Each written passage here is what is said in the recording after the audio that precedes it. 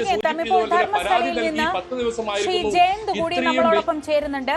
ജയന്ത്, ഇപ്പോൾ ബൈജു പറയുന്ന വിവരങ്ങൾ അനുസരിച്ച് ആളുകൾക്ക് ഇതേപ്പറ്റി സംസാരിക്കാൻ പോലും കഴിയാത്ത സാഹചര്യമുണ്ട്. അവിടെ പോയി ഒന്ന് അന്വേഷിക്കാൻ പറ്റില്ല. പോലീസ് ആണെങ്കിൽ 10 ദിവസത്തോളം അനങ്ങാതെ ഇപ്പോൾ ഒടുവിൽ ഒരു പരിശോധനയിലേക്കൊക്കെ പോയിട്ടുണ്ട്. ഈ സൗജന്യ കേസിനെ പറ്റി ഒരു വീഡിയോ ചെയ്ത ആളെ അറസ്റ്റ് ചെയ്യുന്ന സാഹചര്യം വരെ ഉണ്ടായിട്ടുണ്ടല്ലോ. എന്താണ് യഥാർത്ഥത്തിൽ ധർമ്മസ്ഥലയിൽ സംഭവിക്കുന്നത്? ഇതിനു പിന്നിൽ പ്രവർത്തിക്കുന്ന ആ ലോബി അല്ലെങ്കിൽ ആ ഗ്യാങ് എത്രത്തോളം ശക്തമാണെന്ന് നമുക്ക് ഈ പറഞ്ഞ കാര്യങ്ങൾ വെച്ച് മനസ്സിലാക്കാവുന്നതേ ഉള്ളൂ. പക്ഷേ അവിടുത്തെ ഒരു ജനവികാരം എന്താണ്?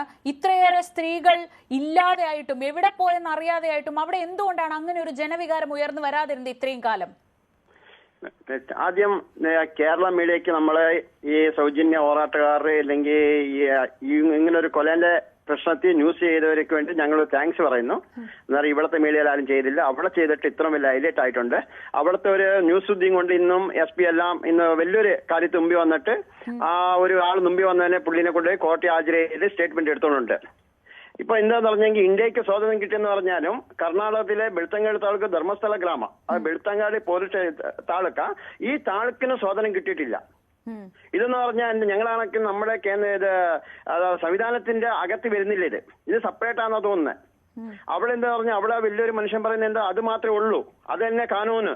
അവൻ ഇരിക്കാൻ പറഞ്ഞ് ഇരിക്കണം, നിൽക്കാൻ പറഞ്ഞ് നിൽക്കണം. ഓരോ ആൾക്കാർ കാണാതായെങ്കിൽ ഇതിപ്പം കേരളത്തിൽ തന്നെ ഈ അമ്പലത്തിൽ വന്ന് എത്ര പേര് കാണാതായിട്ടുണ്ട്. അങ്ങനെ കാണാതായി പോയി കംപ്ലൈന്റ് കൊടുത്തെന്ന് പറഞ്ഞാൽ പോലീസ് ആദ്യം പറഞ്ഞു വിടുന്നത് ഇത് റേപ്പ് ആൻഡ് മർഡർ ചെയ്തോ അവന്റെ അടുത്ത് തന്നെ പറഞ്ഞു വിടുന്നത്. പിന്നെ പറഞ്ഞു വിട്ട് അവൻ തിരിച്ച് പിന്നെ പുറം ലോകം കാണുകയല്ല. അങ്ങനെ ആയത് കുറെ ഉണ്ട്. ഇവിടെ ആയിക്കൊണ്ടിരിക്കുന്നതെന്ന് പറഞ്ഞെങ്കിൽ കുറഞ്ഞെന്ന് പറഞ്ഞാൽ ഈ ഒരു 15, 16, 18 ഈ രീതിയുള്ള പെൺപിള്ളേരെയാ ഇത് റേപ്പ് ആൻഡ് മർഡർ ചെയ്യുന്നത്. എവിടെയെങ്കിലും അമ്പലത്തിലെന്ന് പറഞ്ഞ് ഇപ്പം കേരളത്തിൽ നിന്നാവട്ടെ കർണാടക വേറെ രാജ്യത്ത് നിന്ന് അവിടെ വന്നിട്ട് അവിടെ തന്നെ ലോഡ്ജ് ഉണ്ട്. അവിടെ തന്നെ ലോഡ്ജ്. ആ ലോഡ്ജ് എങ്ങനെ റൂം എടുത്ത് നിൽക്കുമെന്ന് പറഞ്ഞെങ്കിൽ അവർക്ക് ആ കൊച്ചിനെ വേണമെന്ന് പറഞ്ഞാൽ അവർക്ക് വേലേ വേണം. അവർ ബലാത്കാരം ചെയ്യുമ്പോൾ എങ്ങാനോ അവർക്ക് ഓപ്പോസിറ്റ് എങ്ങനെ ചെയ്തെന്ന് പറഞ്ഞാൽ അവരെയും കൊന്നയിക്കും. ഇതാ ഇവിടെ നടന്നുകൊണ്ടിരുന്നത്. ഇപ്പൊ എന്താന്ന് പറഞ്ഞെങ്കിൽ ദക്ഷിണ കന്നഡ ജില്ലയിലെ SP വന്നുകൊണ്ട് എല്ലാവർക്കും ഒരു ധൈര്യമായി. ആ SP ഈ സ്റ്റേറ്റ് ലെവലിനകത്ത് നമ്പർ 1 SP ആ പുള്ളി കാനൂൻ ചൗക്കത്തിൽ ജോലി ചെയ്യുന്നുള്ളൂ. അതുകൊണ്ട് ഇത്ര ധൈര്യമായിട്ട് ഞങ്ങളെ മഹേഷണ്ണൻ, ഗിരീഷണ്ണൻ എന്ന് പറഞ്ഞ പോരാട്ടക്കാരുടെ ഇതിനുള്ള 13 വർഷം കൊണ്ട് ഫൈറ്റ് ചെയ്തുകൊണ്ടിരിക്കുന്നതായിരുന്നു. അവർ മുമ്പിൽ നിന്നിട്ട് ഈ പണികളെല്ലാം ചെയ്തുകൊണ്ടിരിക്കുന്നു. ഇത് ഈ ധർമ്മസ്ഥല ക്ഷേത്രാധികാരിക്കെതിരെ തന്നെയാണോ ആരോപണങ്ങളൊക്കെ ഉയരുന്നത്? അത്രയും ശക്തനായ അങ്ങനെ ഒരാൾ ഉള്ളത് കൊണ്ടാണോ ഇതിനെതിരെ പറയാൻ പോലും ആളുകൾ പേടിച്ചിരുന്നത് ഇത്രയും കാലം? അതെ, അയാൾക്കുള്ള ഓപ്പോസിറ്റ് തന്നെ പുള്ളി എന്ന് പറഞ്ഞാൽ പാർലമെന്റ് MP രാജ്യസഭാ സദസ്യം എന്ന് പറഞ്ഞാൽ രാജ്യസഭാ സദസ്യനെ പുള്ളിന്റെ വിരുദ്ധമായിട്ട് നമുക്കൊന്നും കാര്യം പറയാൻ പറ്റിയല്ല. പറയുമെന്ന് പറഞ്ഞാൽ അന്നേരം കോർട്ട് നോട്ടീസ് അയച്ചിട്ട് നമുക്കെല്ലാം മാനനഷ്ട കേസുണ്ടല്ലോ, ആ കേസ് ഇടുന്നത്. ഇപ്പൊ എന്റെ പേരിൽ തന്നെ 2.5 കോടി ഇട്ടിട്ടുണ്ട്. ഞങ്ങൾ പോരാട്ടക്കാരുടെ പേരിലെല്ലാം ടോട്ടലായിട്ട് ഒരു 70 കോടി മാനനഷ്ട കേസ് ഇട്ടിട്ടുണ്ട്. ഞങ്ങൾക്ക് മിണ്ടാൻ പറ്റിയല്ല, മീഡിയ മുമ്പിൽ കാര്യം പറയാൻ പറ്റിയല്ല, പുറത്തിറങ്ങി നടക്കാൻ പറ്റിയല്ല. ഞങ്ങൾക്ക് പറഞ്ഞാൽ അത്ര പേടിച്ച ജീവിച്ച് നടക്കണം, എന്നാൽ മാത്രമേ ഇതിനെ ഫൈറ്റ് ചെയ്യാൻ പറ്റുള്ളൂ. എന്നാൽ നമ്മളെല്ലാം എല്ലാം ജീവിതത്തിന് ആശ വിട്ടിട്ട് നമ്മൾ പുറത്ത് വന്നേക്കുന്നതാ.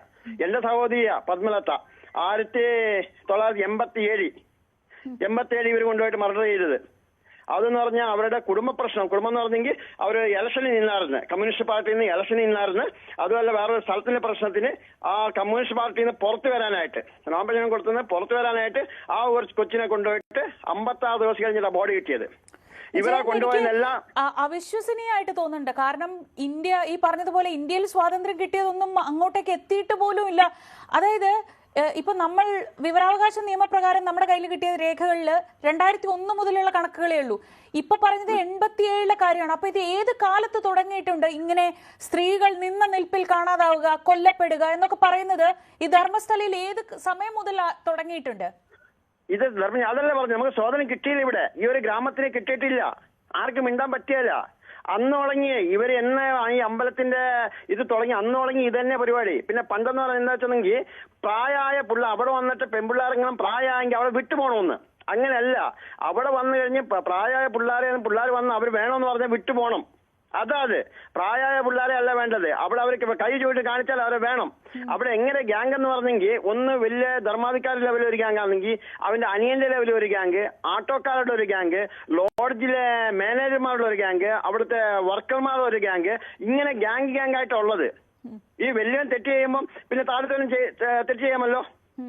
ഈ ഒരു ഗ്യാങ് ആയിട്ട് വലിയ പ്രവർത്തനം ചോദിക്കും. ഞങ്ങൾ പറഞ്ഞ ഒരു എന്റെ കണക്കിന് ഒരു ഉഗ്രാമികൾ എന്ന് പറഞ്ഞാൽ ഈ അത്യാಚಾರ റേപ്പ് ആൻഡ് മർഡർ രീതിയിലെ ഉഗ്രാമി കേന്ദ്രമാണ് ഞാൻ പറഞ്ഞുകൊണ്ടിരിക്കുന്നതിനെ.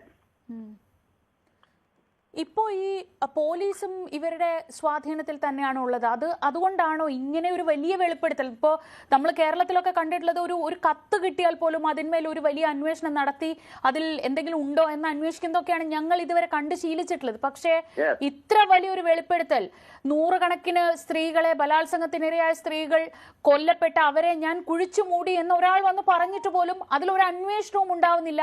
അവസാനം ഈ മാധ്യമ വാർത്തകളൊക്കെ വന്ന് എല്ലാവരും ഇതേപ്പറ്റി സംസാരിച്ചു തുടങ്ങുമ്പോഴാണ് ഇപ്പോ അതും ആദ്യത്തെ ദിവസത്തെ പരിശോധനയിൽ തന്നെ ഒരു തലയോട്ടി കിട്ടുകയാണ്. അപ്പം അത് ഏതാണ്ട് എന്തോ വലിയ ആ മണ്ണിനടിയിൽ മറിഞ്ഞിരിക്കുന്ന വലിയ രഹസ്യങ്ങളുടെ തുടക്കം മാത്രമാണ്. ഇത് തലയോട്ടി എന്ന് പറഞ്ഞാൽ ഇവർക്കറിയാം, സാക്ഷിയായിട്ട് കൊണ്ട് കൊടുത്തില്ലെങ്കിൽ ഇവർ കള്ളമെന്ന് പറയുമല്ലോ. അതിനു വേണ്ടിയിട്ട് തന്നെ പുള്ളി തന്നെ തലയോട്ടി മാന്തി എടുത്തത്.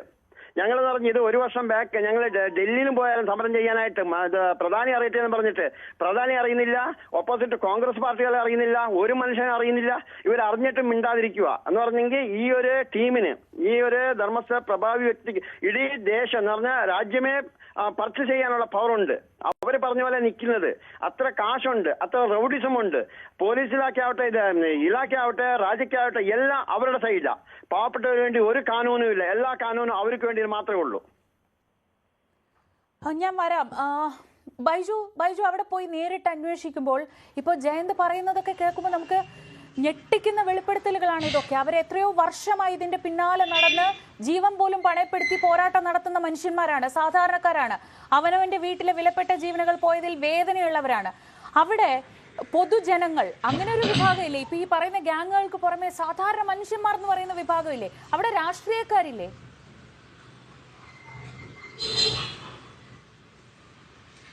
ശ്രീജ, ഇതിൽ പൊതുജനങ്ങൾക്ക് ഏതെങ്കിലും തരത്തിൽ ശബ്ദിക്കാൻ കഴിയാത്ത രീതിയിലാണ് ഇവരുടെ ശക്തി. അത്രത്തോളം വലിയ സ്വാധീനമുള്ള ഒരു വിഭാഗമാണ് ഇവർ. ആ രീതിയിലാണ് ഇവർ കൈകാര്യം ചെയ്യുന്നത്. നമ്മളോടിപ്പം സംസാരിച്ച ജയന്ത്, അദ്ദേഹവുമായി ഞാൻ ഇന്നലെ സംസാരിച്ചിരുന്നു. അദ്ദേഹത്തിന്റെ സഹോദരി ഇത്തരത്തിൽ അതിക്രൂരമായി കൊല ചെയ്യപ്പെട്ടിരിക്കുന്നു. ഈ സഹോദരിയുടെ 2 കാലും കൈയും കെട്ടിയിട്ട നിലയിലായിരുന്നു മൃതദേഹം ലഭിച്ചത് 56 ദിവസത്തിന് ശേഷം. പക്ഷേ പോലീസ് അത് ആത്മഹത്യയാണ് അതിൽ എഫ്ഐആറിൽ എഴുതിയിട്ടുള്ളത്. അതായത് കൈയും കാലും കെട്ടിയിട്ട രീതിയിൽ സ്കെൽട്ടൻ മാത്രമാണ് ഇവർക്ക് നേത്രാവതി പുഴയിൽ നിന്നും മൃതദേഹം കിട്ടിയത്. ആ കുട്ടി പഠനത്തിന് പോയ ഒരു കുട്ടിയായിരുന്നു. ആ കുട്ടി തിരിച്ച് വീട്ടിലേക്ക് എത്താത്ത ഒരു സാഹചര്യം വന്നു. 56 ദിവസം കഴിഞ്ഞപ്പോൾ ഈ പിതാവിന് തിരിച്ചറിയാൻ കഴിഞ്ഞത് കയ്യിലുണ്ടായിരുന്ന ഒരു റിസ്റ്റ് വാച്ച്, പിതാവ് സ്നേഹത്തോട് നൽകിയ ആ റിസ്റ്റ് വാച്ച്, ആ വാച്ചാണ് അവർക്ക് ഇത് തിരിച്ചറിയാൻ സാധിച്ചത്. അതിൽ ആത്മഹത്യ എന്നാണ് പോലീസ് രേഖപ്പെടുത്തിയിരിക്കുന്നത്. ഇത്തരത്തിലാണ് കാര്യങ്ങൾ. പോലീസിന്റെ ഒത്താശയോട് കൂടിയായിരുന്നു ഇത്രയും നാൾ ഇത്രയും സംഭവം നടന്നതെന്ന് അങ്ങനെയെങ്കിൽ വിശ്വസിക്കേണ്ടി വരും. ഇതിൽ ഏറ്റവും പ്രധാനം, ഇനി വളരെ നിർണായകമാവുക ഈ ശുചീകരണ തൊഴിലാളിയുടെ ഈ വെളിപ്പെടുത്തൽ. അതിന്റെ അടിസ്ഥാനത്തിൽ കോടതി ഇപ്പോൾ വളരെ കർശനമായി പോലീസിന് 4 ദിവസത്തെ സമയം നൽകിയിരിക്കുന്നു. അതായത്